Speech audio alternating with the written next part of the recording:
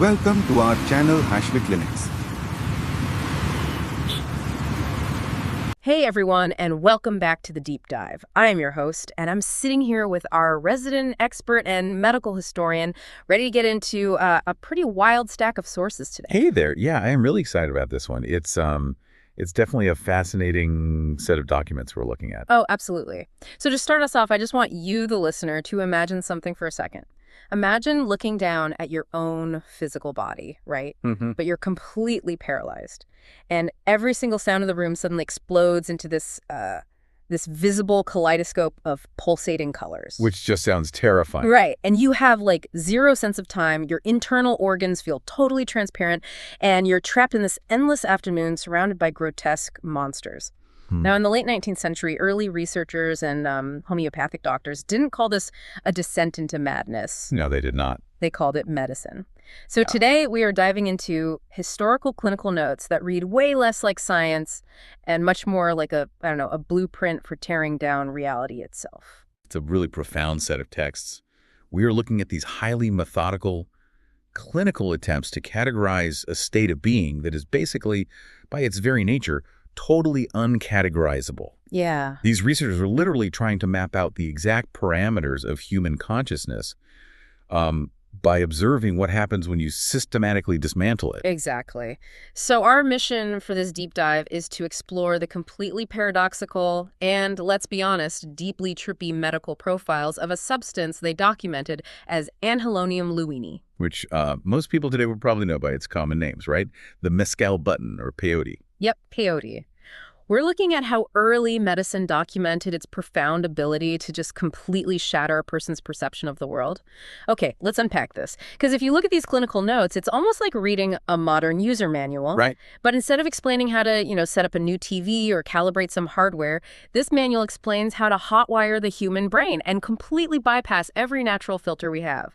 That framing is really crucial here because while the symptoms you just described, the vivid hallucinations, the loss of identity, the physical paralysis, while that all sounds like a total nightmare, the texts actually treat the substance with absolute clinical detachment. Yeah, it's so dry. Exactly. Yeah. These doctors weren't, chronically recreational use. They viewed this substance as a highly potent, legitimate medical tool. To treat what, exactly? Well, severe neurological conditions. Things like hysteria, extreme migraines, and what they called brain fag, which was their somewhat blunt historical term for total mental exhaustion. Brain fag, wow. But before we get into how it actually rewires the brain, we need to establish exactly what this substance is, because the origins are deeply rooted in a very specific geography, right? Yes. The plant is a cactus native to the really barren, rocky soils of the Rio Grande Valley down in Mexico. And its history is, it's completely inseparable from that landscape and the cultures there. The source texts frequently note its heavy integration into Mexican and native Indian traditions. They tie it historically to pulque fuerte, which was this powerful, intoxicating spirit distilled from the agave americana, the maguey plant. Basically the national beverage. Right, but the anhalonium itself, the buttons, those were utilized by indigenous tribes for highly specific religious ceremonies. And the notes are very explicit about the sensory environment of those ceremonies. Specifically, they mention the constant beating of tom-toms. Yes, the auditory component. Right. It wasn't just about eating a plant. It was this deeply immersive rhythmic experience. But then you have these Western doctors who look at this incredibly cultural, spiritual practice and basically decide, hey, we can just strip away the tom-toms, ignore all the cultural context, and bottle the magic in a sterile clinic. What's fascinating here is that exact intersection, or really it's more of a collision. Yeah, a collision is a good word for it. You have the indigenous ritual on one side, which implicitly understands that the setting and the auditory driving of the drums are, a core part of the technology of the trance. Oh, I like that phrase, technology of the trance. And then on the other side, you have 19th century Western reductionism. They genuinely believe they can isolate the sacred. So they extracted this white crystalline powder and alkaloid and noted very dryly that it's soluble in alcohol, ether, and chloroform. Just stripping it down to chemistry. Precisely. They wanted to turn a profound spiritual disruption into a standard, off-the-shelf tincture. Which actually brings us to this incredibly peculiar preparation rule I found in the notes from a researcher named Havelock Ellis. Ah, yes.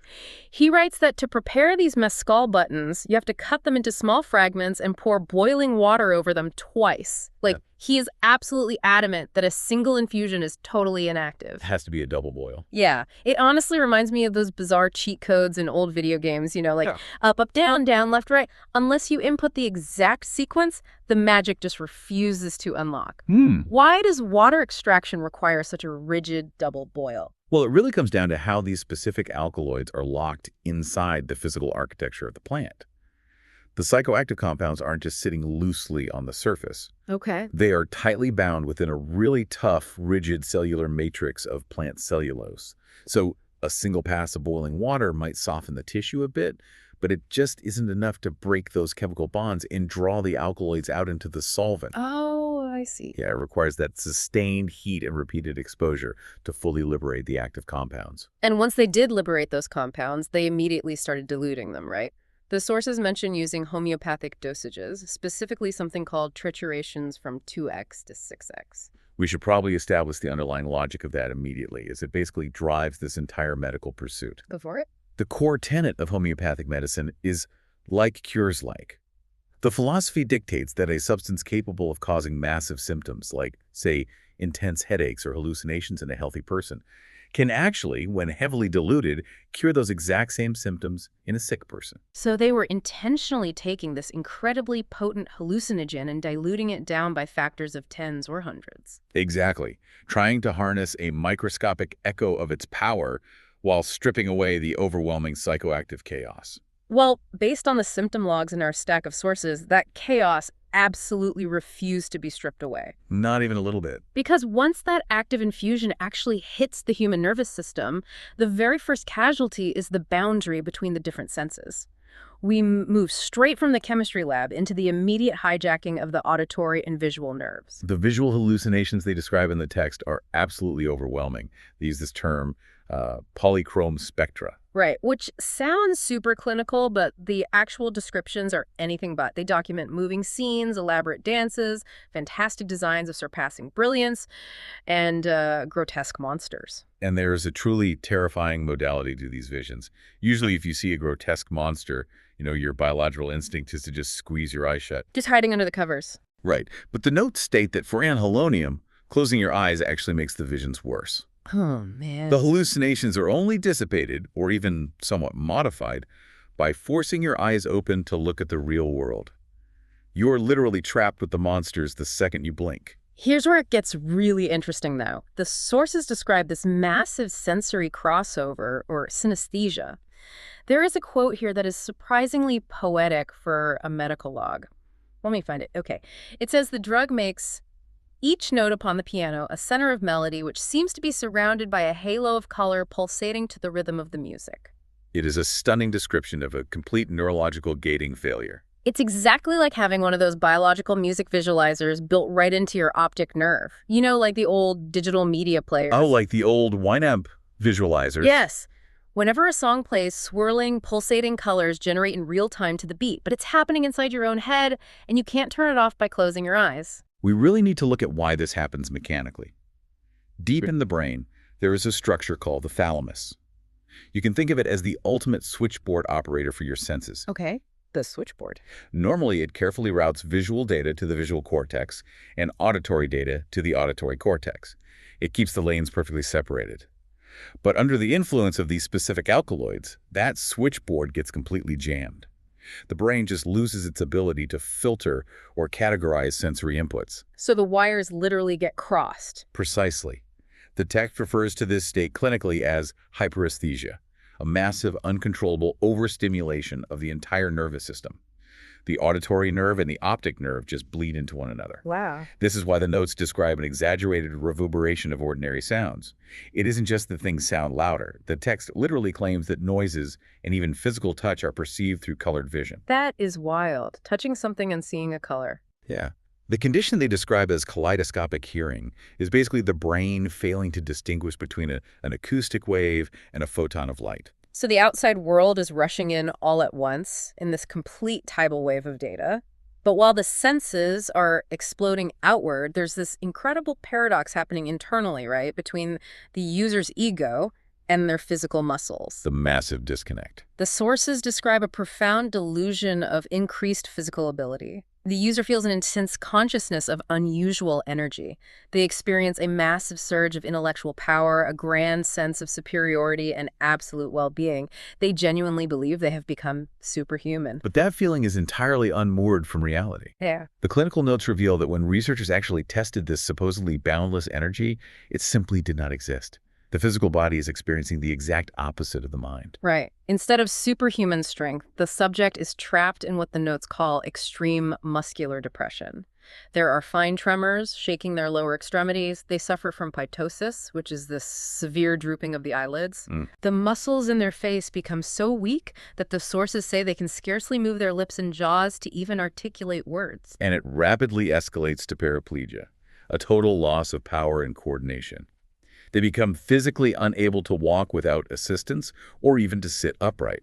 Furthermore, they experience severe faintness and nausea that spikes with the slightest movement but is magically relieved the moment they lie completely flat. See, I have to push back on the biology of this for a second. Why does the human brain play this specific trick? Why would it convince you that you are an omnipotent god when your physical body literally cannot even sit up in a chair? It's a great question. It's like looking at the dashboard of your car, right? The gas gauge reads completely full. The speedometer says you're doing 120 miles an hour. The engine sounds like it's redlining. But if you look out the window, the car is up on cinder blocks and the wheels have been removed. If we connect this to the bigger picture, we can understand exactly how the drug achieves that illusion. It is severing the proprioceptive feedback loop. Proprioception. Yes. Proprioception is how your body tells your brain where it is in space and how much energy it has left. Normally, if your muscles are drained, they send chemical distress signals to the brain and you feel fatigue. This alkaloid acts as a chemical dam. It blocks those fatigue signals from ever reaching the conscious mind. Oh, wow. So the brain is just floating in a vacuum, getting absolutely zero error messages from the body? Exactly. The brain is bathed in these euphoric, excitatory stimuli, entirely disconnected from the paralyzed flesh below it. Because it receives no signals of weakness, it assumes infinite strength. That makes so much sense. The text perfectly captures this paradox by calling it a lazy contentment. The subject lacks the physical will or ability to make the slightest movement, yet inside their mind they feel utterly invincible. It is a total mind-body fracture. And as anyone could probably guess, completely detaching the mind from the physical body inevitably leads to the total collapse of the user's connection to time, and eventually to reality itself. The distortion of time perception is one of the most prominent keynotes of this entire medical profile. You see, our sense of time is deeply anchored to our biological rhythms and our physical movement through space. When you paralyze the body and sever that connection, time just loses its anchor. The clinical texts say that time periods are enormously overestimated. Minutes stretch into hours. The mere intervals between spoken words or sentences seem inordinately long. And they use this incredibly evocative phrase to describe it. They say the subject is trapped in a land where it is always afternoon. It is remarkably poetic for a medical text. It really is. I mean, think about that feeling when you're stuck in a sterile waiting room staring at a clock and 5 minutes feels like an agonizing hour. Now imagine your brain chemistry locking you into that stretched out, stagnant second permanently. So what does this all mean for the human ego? If you are paralyzed, trapped in an endless afternoon, what happens to your sense of self? It shatters. The notes say it triggers depersonalization and massive existential anxiety. The subject develops the sensation of having a double personality. They develop a profound illusion that they are entirely separated from the world. Yeah, the text notes, they literally feel like they're floating in the air. Their body feels immaterial. They experience the sensation of being detached from the physical realm and looking down at their own paralyzed body from above. It's like a ghost observing its own empty shell. And the visual hallucinations compound this terror. The sources document the eerie sensation that one's own body and even one's internal organs have become completely transparent. That has to be an unparalleled level of terror, to forget your own identity, to look down and visually see right through your own stomach. It really does. And the psychological reaction to this state swings wildly. The notes describe a massive pendulum swing between paranoia and passivity. On one hand, you have the development of anthropophobia, a severe fear of people. Right. The user experiences intense distrust and bitter resentment. They are convinced their companions are mocking them, and they even harbor desires to do them physical violence. But then the pendulum swings entirely in the opposite direction. The texts note that, surprisingly, little fear arises from the grotesque illusions themselves. Instead of hiding, the subject develops a desperate desire for company. Wait, really? After wanting to hurt them? Yes, they want an audience simply so they can talk about the incredible, horrifying things they're seeing. They are paranoid of everyone, yet they absolutely refuse to be alone. It is completely contradictory. It is. From a modern diagnostic standpoint, these texts are brilliantly outlining what contemporary psychology would classify as acute dissociative states, or even transient schizophrenic-like episodes. This isn't just a mild sensory distortion. It is a total flight from reality. The source material validates this by explicitly listing schizophrenia, melancholia, and severe suicidal tendencies as associated clinical conditions related to the drug's profound effects on the psyche. Which naturally forces us to confront the most baffling question of this entire deep dive.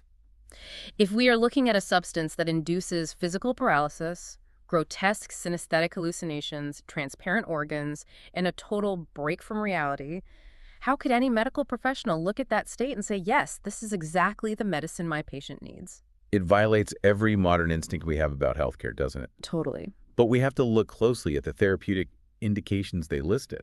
They were prescribing this for extremely stubborn treatment-resistant ailments. They used it for the aforementioned brain fag or mental exhaustion.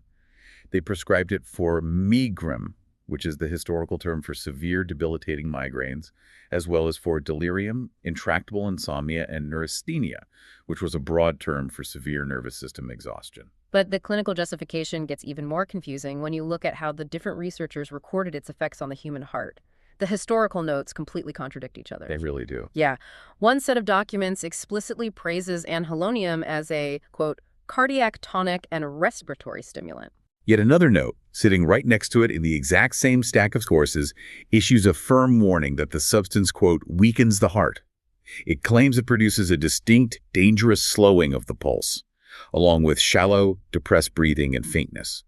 Now, obviously, we're simply reporting what is preserved in the texts, but it's clear that these early researchers were observing wildly divergent cardiovascular reactions. Right.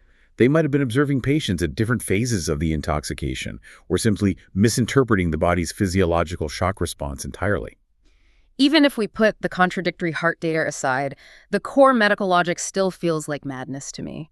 If I come to a doctor with a terrible migraine, and I am suffering from severe mental fatigue brain fag, giving me a substance that traps me in an eternal afternoon, floods my optic nerves with monsters, and paralyzes my legs, feels like a massive overcorrection, you don't cure a headache by detonating the patient's reality. This raises an important question about the fundamental philosophy of 19th century pharmacology, particularly in homeopathic traditions. We briefly touched on the concept of like cures like earlier. The logic is built entirely on that principle of mirroring. Explain how that justifies the hallucinations, though. Because anhalonium causes massive mental fatigue, severe occipital headaches, and catastrophic sensory overload in a healthy person, the logic dictates that the substance possesses the specific biological frequency needed to interact with those exact afflictions. Okay, I think I'm following. They believed that if a massive dose of a poison shatters the mind, a microscopic, heavily diluted dose, like the 6x trituration of that same poison, acts as a precise tuning fork. It enters the nervous system and corrects the vibrational imbalance that's causing the patient's natural migraine. Ah, so they were trying to use the shadow of the drug. Exactly.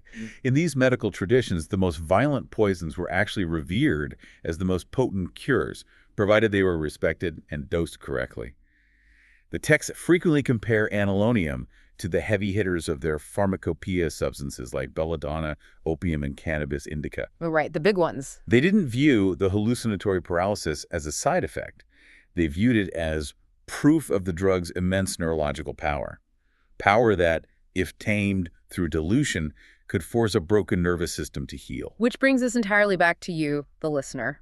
Whether you are a student of medical history, fascinated by pharmacology, or simply a curious mind trying to comprehend how past generations viewed the human body, these clinical notes on Anhalonium Lewinii are a stark, uncomfortable reminder. They really are. They remind us just how incredibly fragile our perception of the world really is.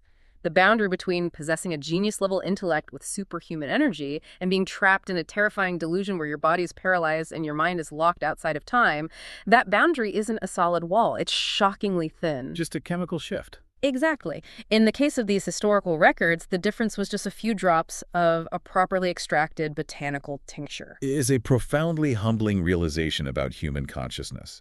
And it leaves us with a deeply provocative question to ponder. If a simple desert cactus, steeped in boiling water, has the mechanical ability to instantly make a single minute feel like an hour, if it can take the invisible acoustic sound of a piano and make it suddenly visible to the human eye, where exactly does our reality actually live? Wow. Is the physical world around us a fixed, objective environment? Or are we, and absolutely everything we think we know, entirely at the mercy of the delicate, easily manipulated chemical balance inside our own heads? That is a thought that is going to linger for a long time. It certainly makes you look at your own dashboard a little differently, wondering what's actually under the hood and how easily the wires can be crossed. Thank you for joining us on this deep dive into the paradoxical and colorful historical records of Anhalonium Lewinii. We hope you found it as mind-bending as we did. Take care, everyone. Professor Dr. Rafat Hashmi is a distinguished homeopathic physician, educator, and researcher with over 4 decades of clinical and teaching experience. He is widely respected for his deep command of Materia Medica, repertory, and constitutional prescribing, combined with a practical, patient-centered approach. Dr. Hashmi has dedicated his career to training generations of homeopathic doctors, blending classical principles with modern clinical insight. He is also known for his innovative work in digital homeopathy, developing educational content, clinical tools, and AI-assisted systems to enhance remedy selection and case analysis. With a strong commitment to ethical practice and lifelong learning, Professor Dr. Rafat Hashmi continues to guide, inspire, and elevate the standards of homeopathic education and patient care.